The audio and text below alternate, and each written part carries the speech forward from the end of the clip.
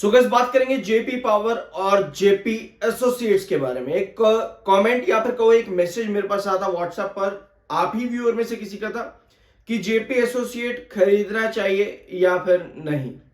Seriously आज भी लोग यही सवाल कर रहे हैं जो जून 2024 में क्या करते थे। आज भी लोगों के मन में यही सवाल है कि भैया खरीद ले क्या।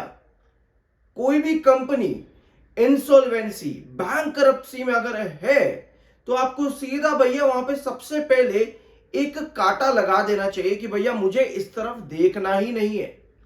बात चल रही है जेपी एसोसिएट की कि मुझे इस तरफ देखना ही नहीं है। हो सकता है आप व्यूअर को ये बात बहुत बुरी लगे, दुखे, चुभे, जो मर्जी हो, लेकिन लॉ लीगल तरीके से भी अगर आप देखोगे ना तब भी आप यही कहोगे कि भैया नहीं, बात तो सही है, ऐसी कंपनी से दूर रहने में भलाई है। आपके हाथ से कुछ छीन नहीं रहा, मतलब कि आपके हाथ से कोई कुछ लेकर के नहीं जा रहा कि भैया जेपी एसोसिएट 3 रुपए का शेयर है। दिमाग में यही चल रहा है ना 300 हो जाएगा, 1000 गुना। मैं आपको एक कमेंट दिखाता हूं, पहले तो सब्सक्राइब जरूर कर देना because we are NISL 7 certified. अगर आप पहली बार आए हो तो एकदम सही जगह पर आए हो। एक बार ये कमेंट यहां पर रीड करो। ये कमेंट कहता है some big corporates are fighting for JPA, so acquisition of JPA are delaying because this is matter of 50,000 crore gaining. 50,000 crore का मैटर है, इसलिए जेपी एसोसिएट्स का जो एक्विजिशन है वो डिले किया जा रहा है।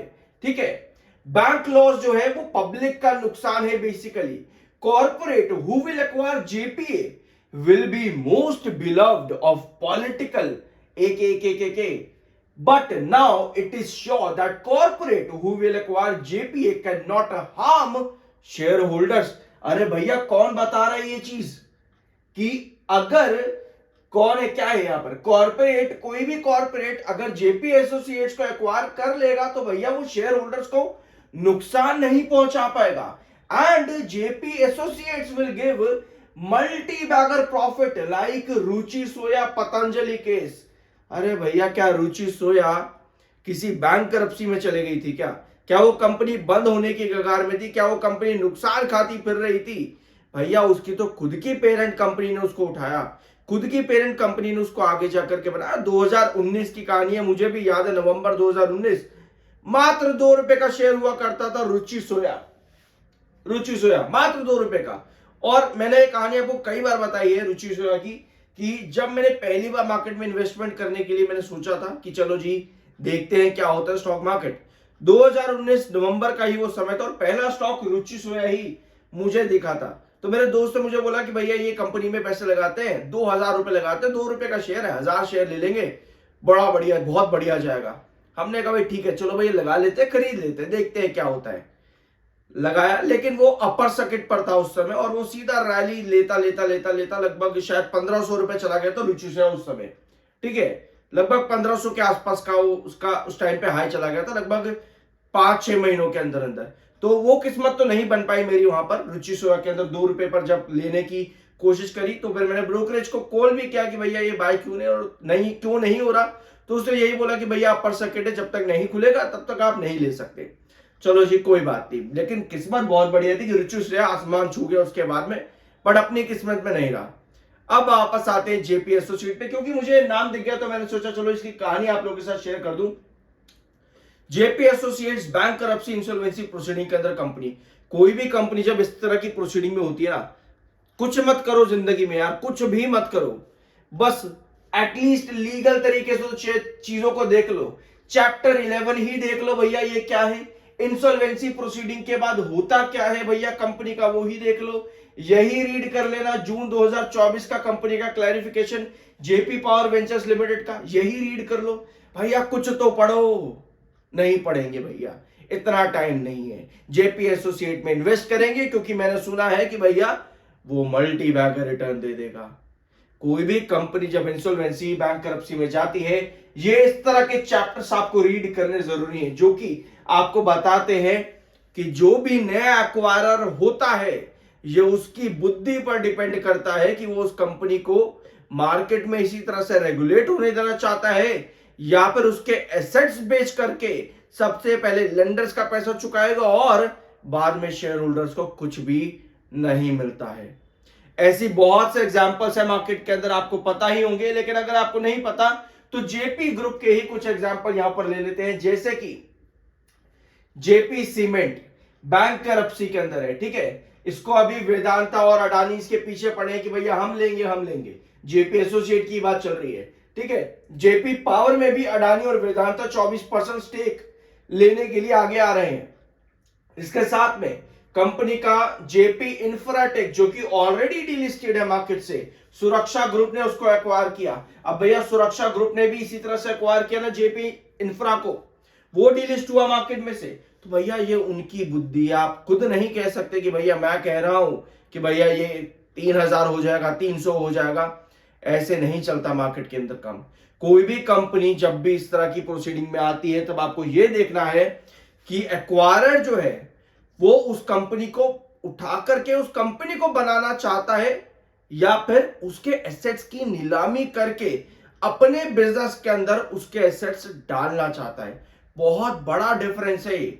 और आज की डेट में भी लोग जो है इस छोटी सी बात को समझ नहीं पा रहे हैं बिल्कुल भी। यहां पे देखो, Adani wanted to acquire JP associate. क्यों भैया?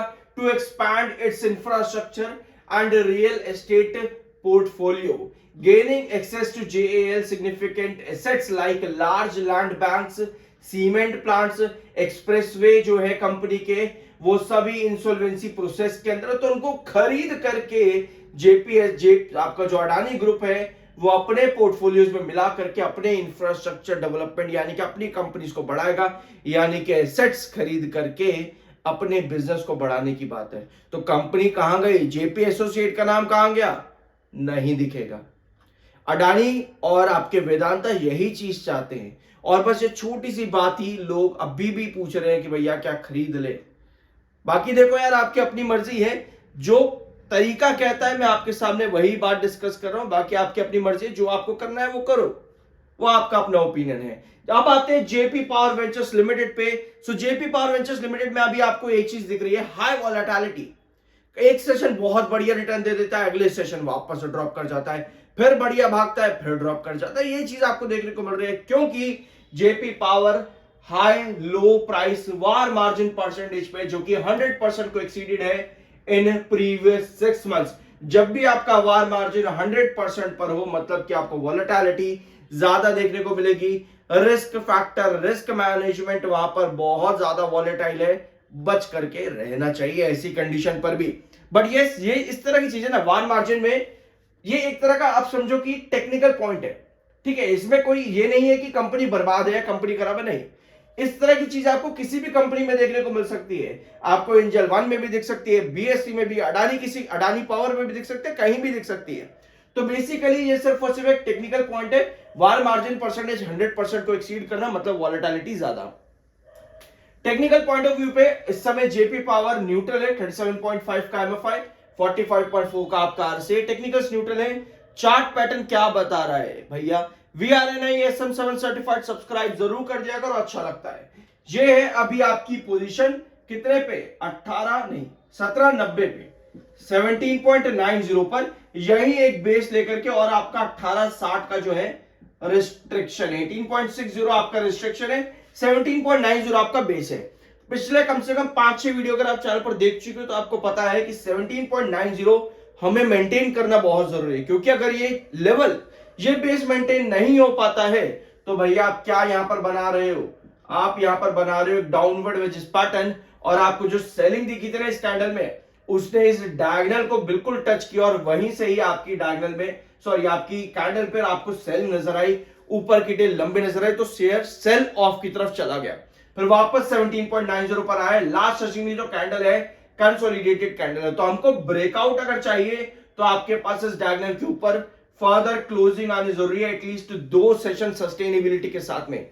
अगर नहीं आती तो आपका 17.90 ब्रेक डाउन हो जाएगा। उस कंडीशन पर आपका जो नेक्स्ट बेस आता है वो है 16.90 के पास में। तो ये कंडीशन है, डायगोनल का प्रेशर बहुत ज्यादा है जेपी पावर वेंचर्स लिमिटेड के चार्ट पैटर्न पे। बाय सेल की कोई रिकमेंडेशन नहीं है, वो आपकी अपनी मर्जी और ओपिनियन होना चाहिए। आई होप कि ये वीडियो आपको पसंद आया होगा। मिलता है अगले वीडियो में।